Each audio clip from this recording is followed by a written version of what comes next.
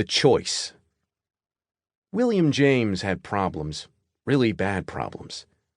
Although born into a wealthy and prominent family, from birth James suffered life-threatening health issues.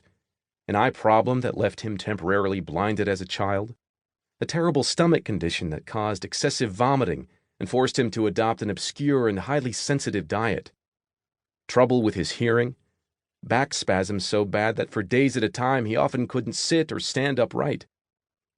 Due to his health problems, James spent most of his time at home. He didn't have many friends, and he wasn't particularly good at school. Instead, he passed the days painting. That was the only thing he liked, and the only thing he felt particularly good at. Unfortunately, nobody else thought he was good at it. When he grew to adulthood, nobody bought his work. And as the years dragged on, his father, a wealthy businessman, began ridiculing him for his laziness and his lack of talent. Meanwhile, his younger brother, Henry James, went on to become a world-renowned novelist. His sister, Alice James, made a good living as a writer as well. William was the family oddball, the black sheep. In a desperate attempt to salvage the young man's future, James's father used his business connections to get him admitted into Harvard Medical School. It was his last chance, his father told him. If he screwed this up, there was no hope for him. But James never felt at home or at peace at Harvard. Medicine never appealed to him. He spent the whole time feeling like a fake and a fraud. After all, if he couldn't overcome his own problems, how could he ever hope to have the energy to help others with theirs? After touring a psychiatric facility one day, James mused in his diary that he felt he had more in common with the patients than with the doctors. A few years went by, and again, to his father's disapproval, James dropped out of medical school. But rather than deal with the brunt of his father's wrath, he decided to get away. He signed up to join an anthropological expedition to the Amazon rainforest. That was in the 1860s, so transcontinental travel was difficult and dangerous. If you ever played the computer game Oregon Trail when you were a kid, it was kind of like that, with the dysentery and drowning oxen and everything. Anyway, James made it all the way to the Amazon, where the real adventure was to begin. Surprisingly, his fragile health held up that whole way. But once he finally made it, on the first day of the expedition, he promptly contracted smallpox and nearly died in the jungle.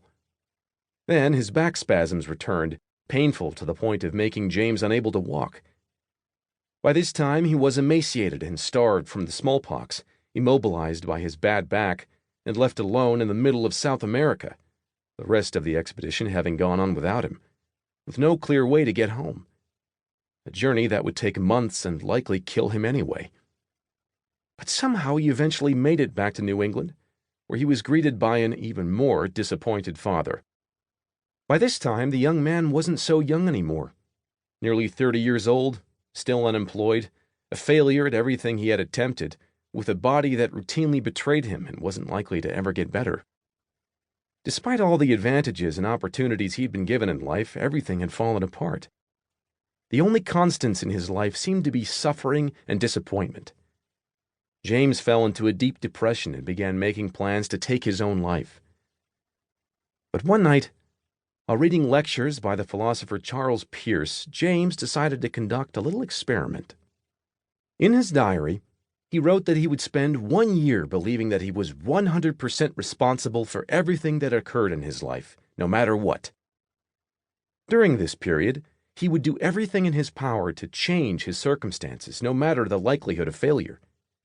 If nothing improved in that year, then it would be apparent that he was truly powerless to the circumstances around him, and that he would take his own life. The punchline? William James went on to become the father of American psychology.